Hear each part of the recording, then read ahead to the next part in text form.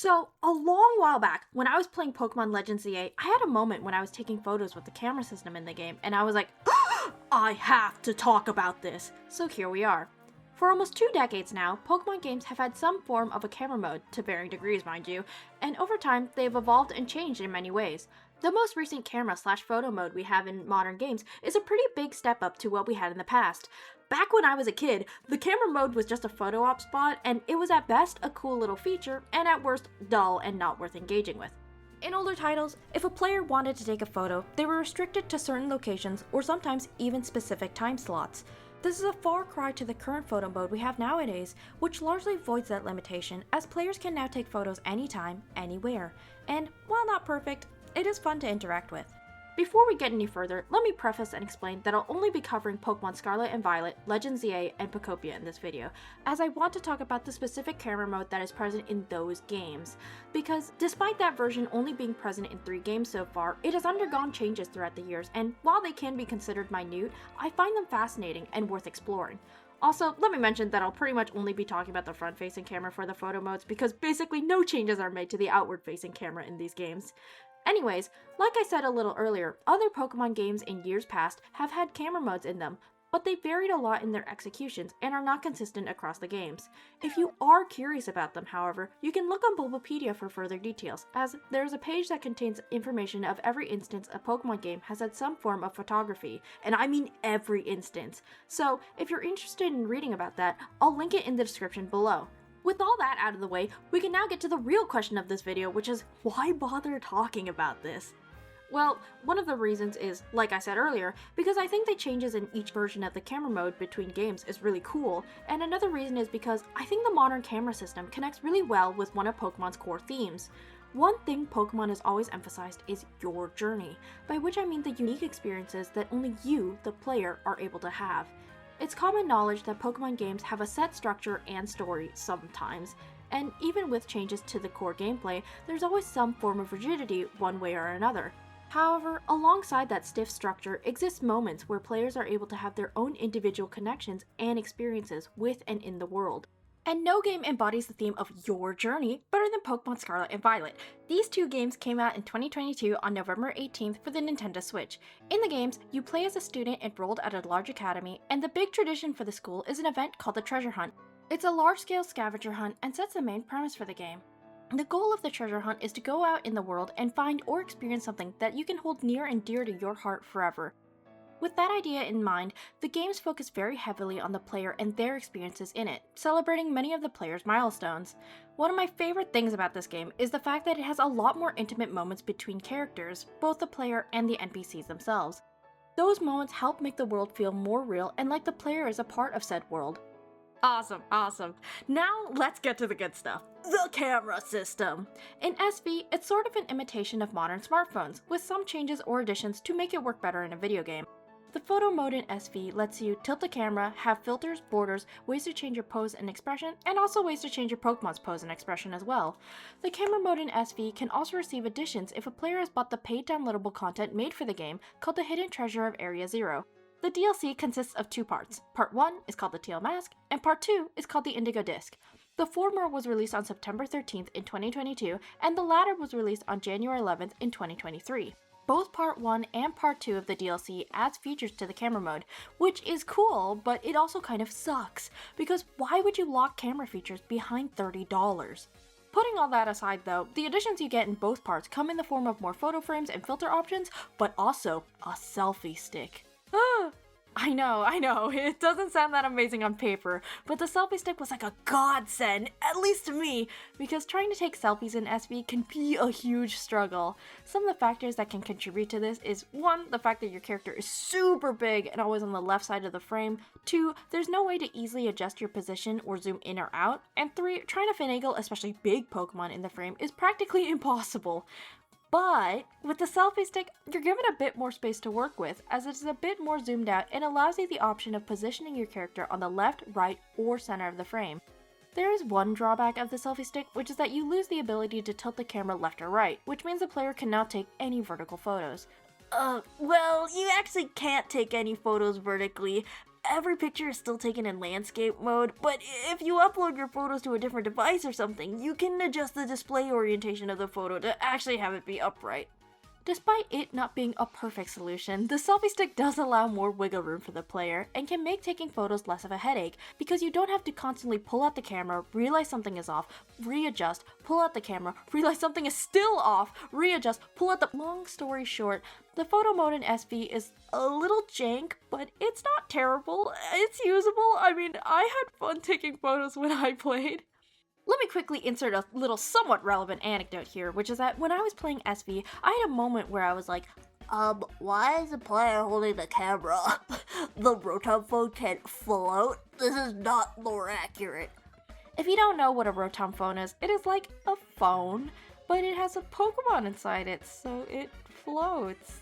Here's a random fun fact. The style of modern smartphones the Rotom phone is designed off of is called a candy bar phone. It gets its name from the fact that the rough size and shape of these bar phones is similar to that of a candy or chocolate bar. Anyways, the Rotom phone being held by the player was a bit strange to me, but I didn't really think it was that big of a deal until, well, if you keep watching you'll see.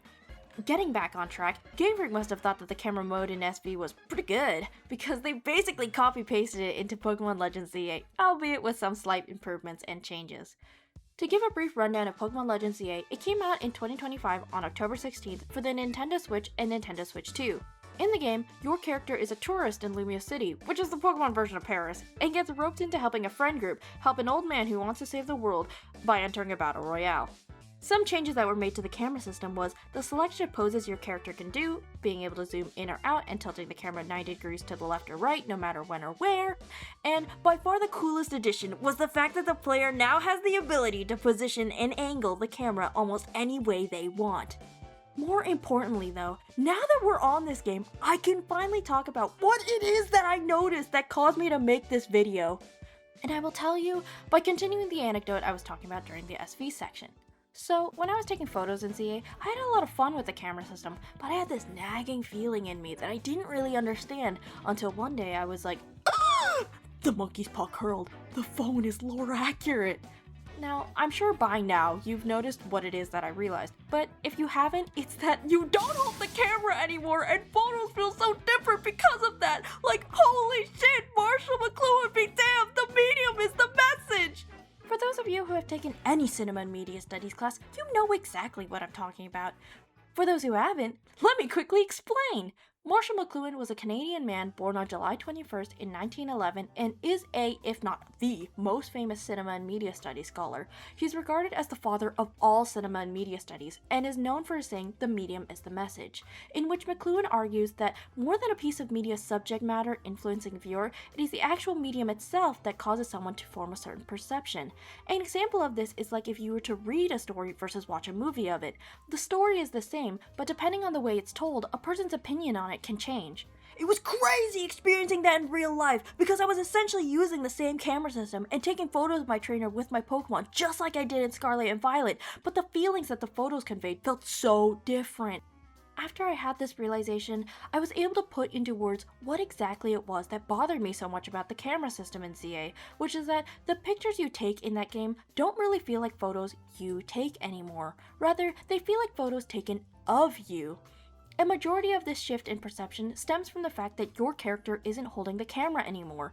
In SV, you can always see the arm of your player character in the frame of every photo you take. It informs a viewer who took the photo. This is the complete opposite in ZA. Your character never touches the camera, it's all hands off. And as a result of that, the photos don't feel like you took them, even though you obviously did, because there's no visual feedback to indicate that. Let's pause for a moment so I can talk about the arm. Yes, I'm being 100% serious. Come on, the big revelation I had literally revolves around it. I want to talk about its role in terms of functionality and as a subject. When I was talking about the arm being visible in the photo, that was technically me talking about it as a subject. However, the arm also plays a functional role as well, at least in SV, as the camera in that game requires the player character to hold it in order to take a photo. To be succinct about this, basically the SV camera is coded to be a medium that requires human contact, while the ZA camera is coded as a medium that does not require human contact. These two cameras, despite having similar features, have that big distinction in functionality, which leads to a difference in perception regarding the photos they create, like McLuhan argues.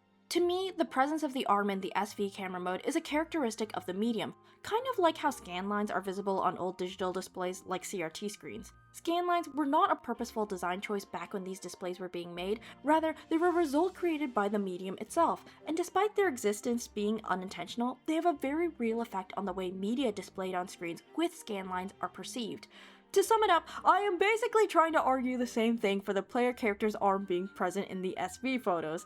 The arm affects the way the photos are perceived, but its presence is there because it is directly connected to the functionality of the medium. In extension to this, I feel that the photos produced by the SV camera tend to feel amateurish because the camera's limitation prevents the player from being able to have dynamic angles and such.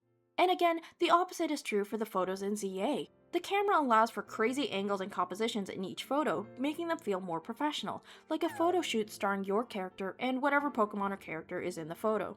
When I look back at the pictures I took in SV, they feel very candid. They're not perfect, they're a little ugly, but they're honest. It gives me the feeling of someone capturing a moment in time.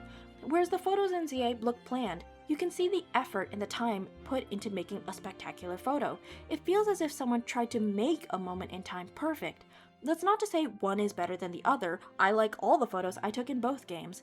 The photos in SV are goofy and cute, whereas the ones in ZA look cool and swanky.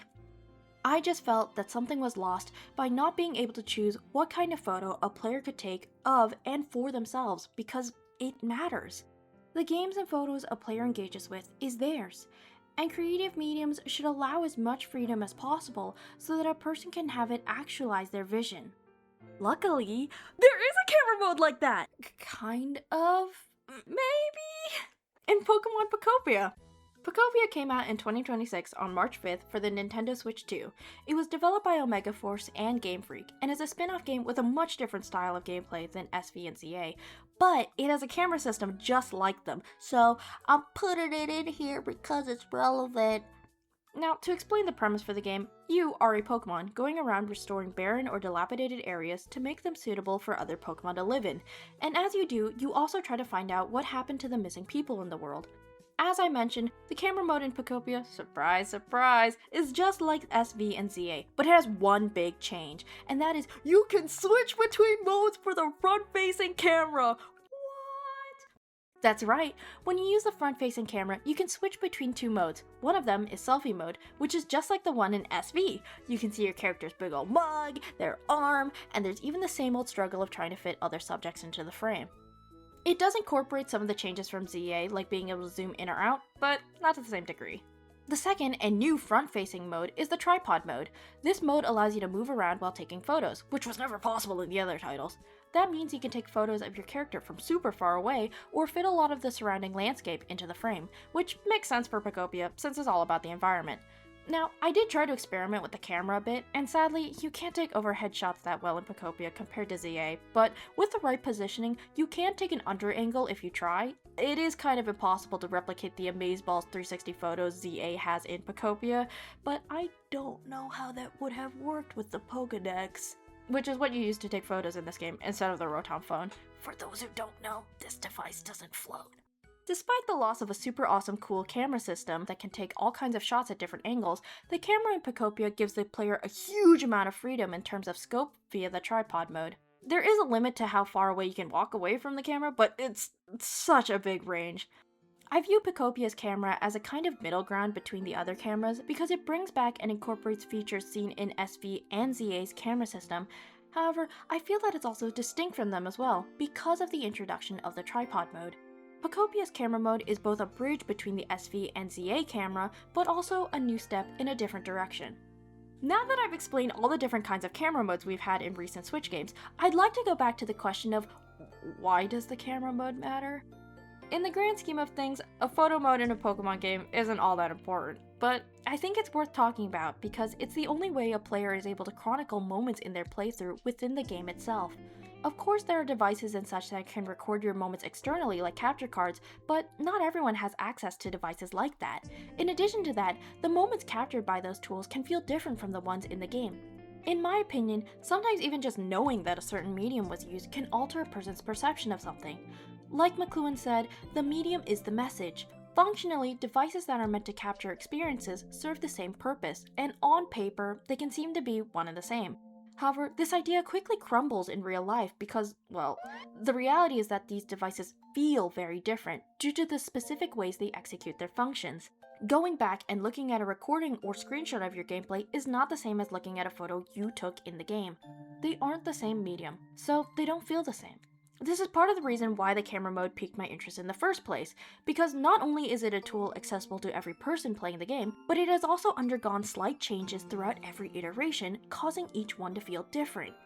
Another reason that led me to make this video though is the fact that this versatile tool was made and undergoes changes because it is designed with the player in mind.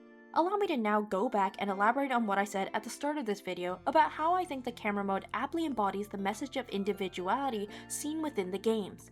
Now, the Pokemon games are quite infamously known for being rigid in structure. There are some times where a player is able to clear objectives in a different order, but it is impossible to truly deviate from the set path created by the developers. However, it's because of this rigidity that unique individual experiences can feel so meaningful to a player. The games put us in a box, but in it we are able to make our own choices. Within Pokemon, there are a plethora of little opportunities to own the journey you set out on by being able to choose what it is that you want for your experience, like the Pokemon you choose to catch and use, the hair and clothes that you can style, and so on. Every little decision contributes to a bigger, more personal experience, which is why I use the term your journey. And this idea is perfectly captured via the camera mode and the photos taken with it, in my opinion, because every photo a player takes, although limited by what is provided by the developers, is something that consists of only a player's choices. Each picture is personal and individual. It's important to me that games that give players a creative medium allow them as much freedom of expression as possible so that players can tell a part of their story the way they want to. Now, for the majority of this video, I've mainly talked about the cameras themselves, but I'd be remiss to not take some time to talk about photos, as cameras are a medium that exists to create them. Pictures are a really phenomenal medium, and I think are able to execute the idea of preserving experiences better than most other mediums because of their nature. Obviously, one of the biggest draws about photos is the fact that they are such a timeless medium. A photo a person takes today will likely still be viewable in the future, no matter when or where.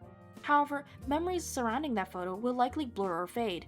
The only truth that can be reflected in a photo is what is visible, which is why it's the job of the camera to communicate all that is captured in the frame the way the photographer wants it to be, so that all the intended meanings and memories will be embedded into the photo for however long it exists. That's another reason as to why photos are such a great medium, because they can be objective and subjective at the same time. They reflect real moments and spaces in reality, yet can also have their meaning shaped by the person taking it, just like how the Pokemon games are shaped by the person playing the game. I think Pokopia as a game really understood that message, which is why the ending for the game is what it is. Okay, so spoiler for the story and the ending of the game. If you don't want to hear it, thanks for watching. I'm grateful you stuck around for so long. So, by the end of the game, the player should know that long before the events in Pokopia, all the humans that used to inhabit the world fled into outer space, and are still up there to this day. Now, to explain the ending, throughout the entire game, the player has been undergoing challenges which have mainly consisted of collecting and dropping off requested items into a mysterious building. In order to roll the credits, the last item needed is a photo you, the player, take. Technically, the last thing the game asks of you is to bring some party poppers, but that's so it can celebrate your achievement of finishing the game. Once you pop those poppers, what? The building, which was actually a rocket ship, blasts off into space, carrying everything you've ever given it into the great unknown. Going back to the last challenge, although the last item you drop off is a photo, that isn't what is actually most important. Rather, it's the fact that you have, or had, to take a photo with the camera. The last thing the game asks of you is to find something you think is important. It doesn't matter what or who it is, as no matter what photo you submit, the game accepts it. The player doesn't even have to fulfill the game's request, actually. A person can submit a photo with no attachments to it whatsoever, and that's perfectly fine, because the game isn't trying to force an answer. It's simply providing the space for one. Just like the camera mode and the Pokemon games as a whole, the importance isn't on the data and code that make up the future of the world, it's about what you do with the zeros and ones you're given and how you want to enjoy them. Games don't last forever. Every player eventually reaches their own endpoint for a game. Time moves on for everything, and its passage can cause details in our memories to fade. But having photos helps keep a certain moment in time in focus forever, so that even after a person's memories start to grow fuzzy, they can have the feelings of that time be clear. The final photo the player sends is meant to represent that. It's the game's way of asking the player if they had fun, if they were able to connect with it in some way, and if there was something they could take away with them and remember after the story ends. The most important thing in every Pokemon game are the actual choices you make. The games have always tried to make the player feel important, to try and tell the player that they are the master of their own journey, so that the people playing the game can take that message with them into their real life. And as the games go on, the developers try to integrate that idea and communicate that feeling in different ways more and more. The camera mode's evolution is just another one of those instances. The growth isn't always linear, but as the games inevitably continue, I'm sure that the camera mode as a tool will keep changing and growing. Okay, so I've gone a lot of places with this video. I've talked about the differences between the camera modes, why I find said differences so interesting, and the meaning that this mode provides for the games. I don't think there is a camera mode that is the quote-unquote best one, but I'd like for there to someday be one that does make me think that. One that is able to give so much freedom of choice and expression to a player that they, and I, can feel like this is something that can communicate exactly what I want. As of right now though, Pokopia is the most recent instance of the camera mode in Pokemon, and I find it very fitting that it is the end as of right now, because this iteration of the camera mode, a way to take photos designed with the player and their freedom in mind, debuted in Scarlet and Violet, a game that is all about your journey, and it has for now stopped with Pokopia. A game where the last thing that happens as the credits roll is having your precious photo be delivered to someone across time and space. The game ends with you having shared a moment from your journey.